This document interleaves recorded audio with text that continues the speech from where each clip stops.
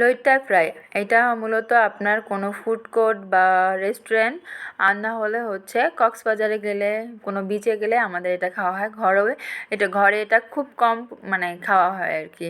তো আমি আজকে ঘরে বানিয়েছিলাম এবং কিভাবে বানিয়েছিলাম কী কী উপকরণ দিয়ে সেগুলো আপনাদের সঙ্গে শেয়ার করতে আসলাম। তো এখানে আমি নিয়েছিলাম হচ্ছে আপনার একটা ডিম নিয়েছিলাম রুম টেম্পারেচারে, আর হচ্ছে আপনারা এখানে নেবেন আধা কাপ পরিমাণ হচ্ছে বেসন, আধা কাপ পরিমাণ কর্নফ্লাওয়ার, আধা কাপ পরিমাণ ময়দা।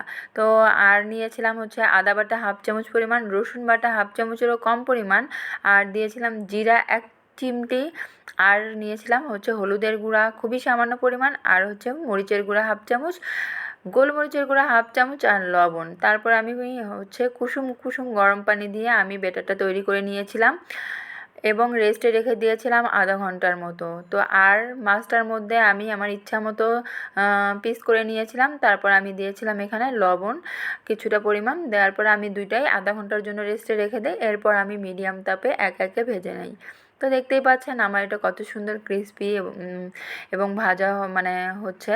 তো এটা খেতে গরম গরম সত্যি অনেক বেশি মজার, একবার ট্রাই করে দেখবেন, তখন দেখা যাবে যে নিজেরাই আফসোস করবেন যে এত টাকা দিয়ে আমরা ওখানে খাই, এটা ঘরে বসে এত কম খরচেই এবং এত মজার করে খাওয়া হয় আর কি। তো ভালো লাগলে লাইক কমেন্ট শেয়ার দিয়ে পাশে থাকবেন। সবাই ভালো থাকবেন, সুস্থ থাকবেন। নেক্সট কোনো ভিডিওর জন্য আমার পেজটা ফলো দিয়ে রাখবেন।